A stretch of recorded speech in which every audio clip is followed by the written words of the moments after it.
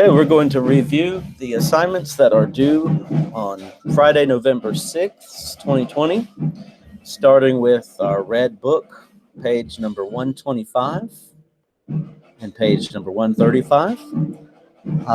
These assignments, all four of these assignments are here so that we can get out of the red book. These highlight important concepts that I need you to understand, and we've kind of done a conglomerate of what essential assignments and essential things need to be learned out of the red book. There is one more that we're working on in class called Rockin' Strings. Sorry, it took me a minute to remember that. So there will be another one coming up, and it's really fun to play. It uses some of the naturals and things that we will learn over these next few assignments. But so here you see page number 125. I'm sorry, assignment number 125 and 135 on page 32 and 34. So let's see, 125. Let me take us there.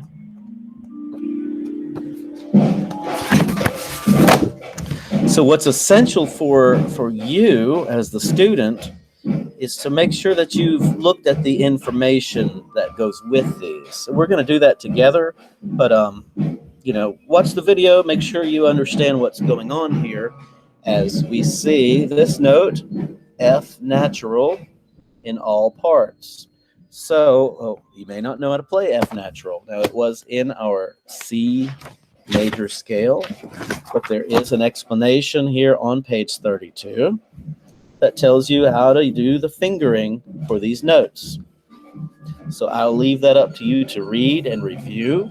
But F naturals and C naturals are both played on violins and violas with a low second finger, two fingers touching on the D string. On the cello, it's just two fingers. There it is. And for the bass, it's also two fingers on your D string. So that'd be on the bass in between your first finger tape, and your fourth finger tape, or your second piece of tape. So with that knowledge, you'll be able to play Hot Pastry.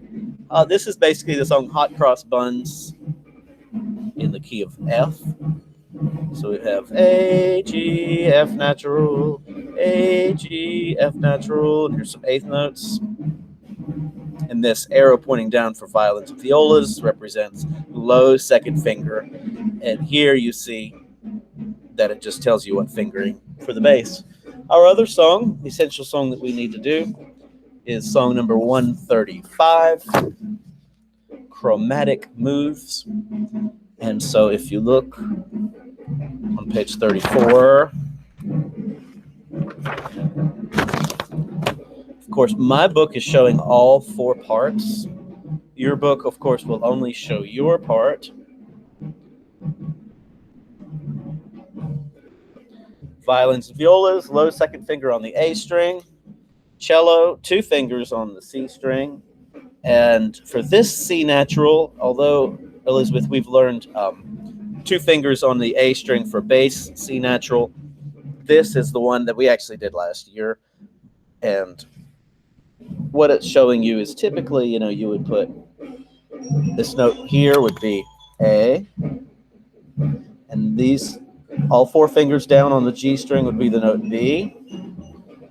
And so when you're playing A's and B's, you're in first position, and that's what this number represents.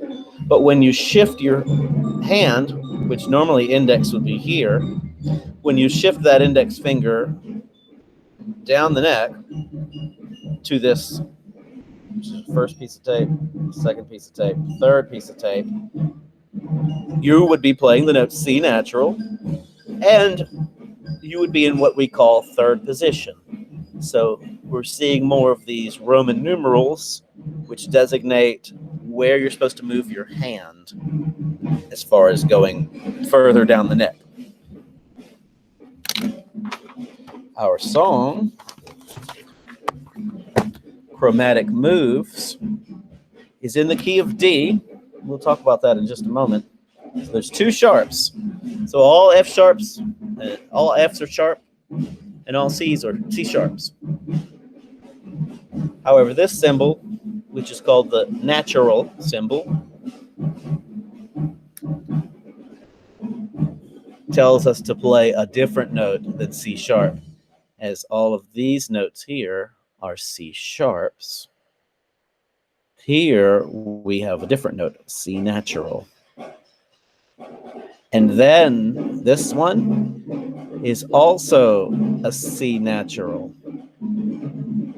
Because once a note has been modified, as we see here, to a natural, then the rest of them follow that same modification until they've been changed with a sharp or a flat or a natural sign. So we have D, D, C sharp, C sharp, C natural, and then C sharp, C sharp.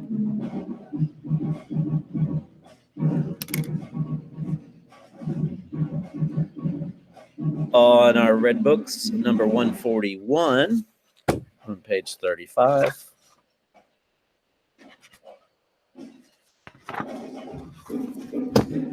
This song uses the C natural, and we know that because we look at our key signature, and I'm just telling you this is in the key of G.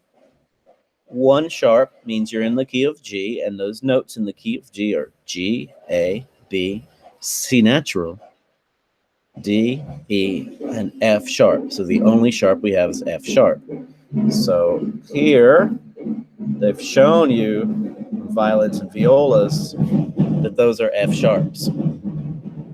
That arrow pointing up represents a raised second finger for violins and violas.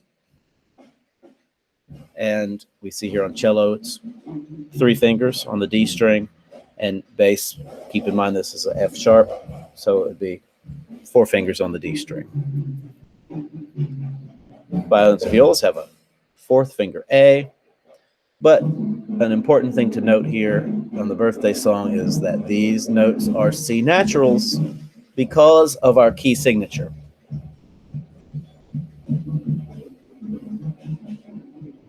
Bass, keep in mind that the minus sign means to shift. The 4 represents the number that, or what finger you will shift to. So finger 4, B. And the note is D. So you're on your 4th piece of tape. So you would, after playing all measures 1 through 4, you would shift your hand down the neck to the high D. And then this -4 means shift it back towards the up, or towards the top of the scroll, towards the nut, where finger 4 would then be on B, which is in 1st position. Open G. Here's your finger 4, F sharp. 1 finger on the D string for E. And then we would shift. This would make it 2nd position, but you're just shifting finger 4 to C natural. So that's in between or actually it's on your 3rd piece of tape. So you shift finger 4 to your 3rd piece of tape, giving you the note C natural. And that would leave finger 2 on the note B natural. Then open G, and then this minus sign means to shift finger 1 to A, as we've learned it in 1st position. So it gets a little shifty for bass right here, but that's good stuff to be able to understand and start getting used to seeing as a bass player, shifting and also becoming aware of these positions, which are represented by Roman numerals. Basses shift first. Basses gets lots of shifting. It's maybe a little easier for violins and violas, but we've got some good bass players in 7th grade, so we appreciate you.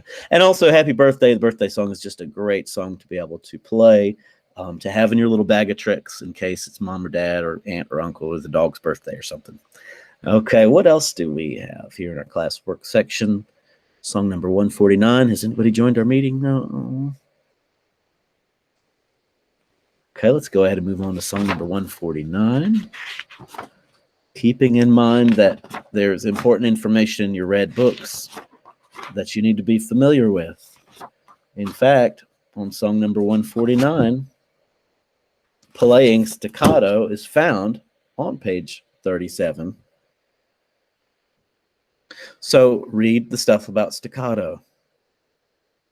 If there's something in the music that you don't understand, more than likely, it's already been talked about in the book. So as you are remote learners, the responsibility does come a little more in your hands to be able to go and find that information on your own, as that choice to do remote does have a little bit of extra responsibility. So staccato notes are marked with a dot above or below the note. And what it means to do is use a stopped bow stroke. So I even want you to bring that note out with maybe even an accent. So there's a faster moving. Let's pretend like I've got a bow here. So a staccato movement would look like this in the wrist. So I'm pulling it and I'm stopping. And it creates a short sound. Bump. Don't be too slow about it. So that's why I say think of it more of an accent. You need more force. You need more energy to pull across the note and then stop it with the wrist. In fact, let's see if I can show you a picture of the wrist. Bump. Here's an up bow. Bump. Bump. Bump. Video camera's not really good at capturing this. Bump. Bump. Let's see how it looks. Raw Google Meet screen.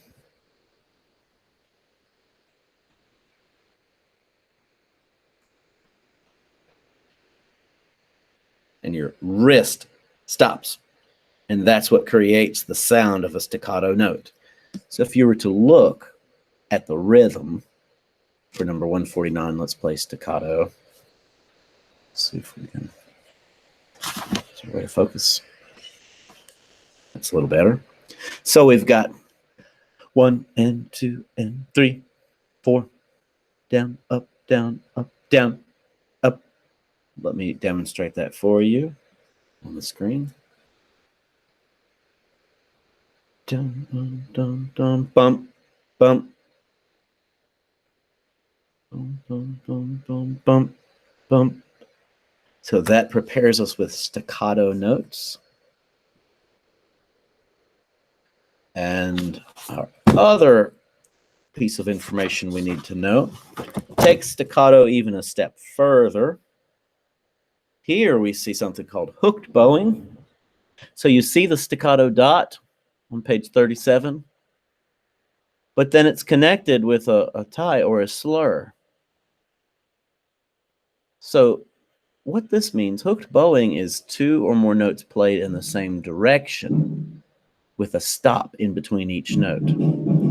So now what we have is 2 staccato notes going down in the same direction, down, down, or up, up. Here it is on your Google Meet screen. We'll play it like a violin this time with our pinky finger on top. Okay, so a hooked bowing could be down, down. And remember, put a little extra energy in that hand, so down, down. And that will create the stop that will give you that sound effect of the staccato. Here it is with an up bow, up, up. So staccato or hooked bowing in the same, staccato bowing in the same direction, also known as hooked bowing. If we look at song number 151,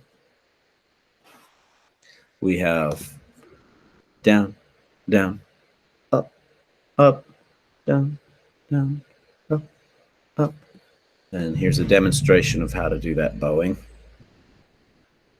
Dun, dun, boom, up, down, down, up, up, down, down, up, up, down, down, up, up.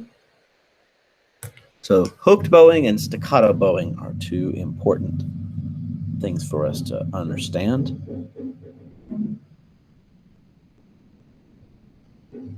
That was song number 151, hooked bowing. And now we're going to move on to song number 176.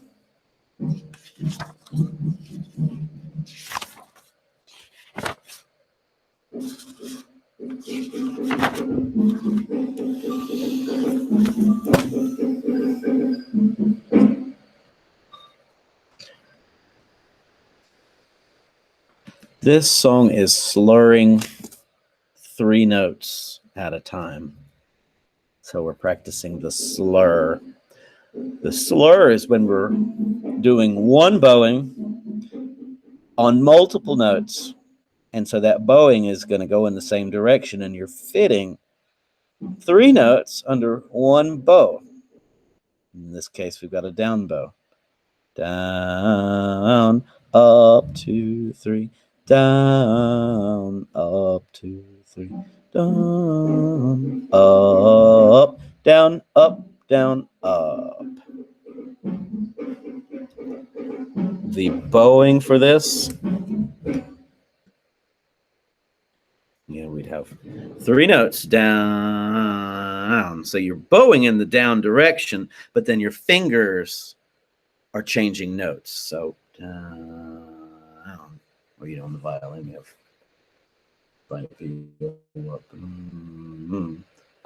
2, 3, down, up, 2, 3, down, up, down, up, down, up, 2, 3.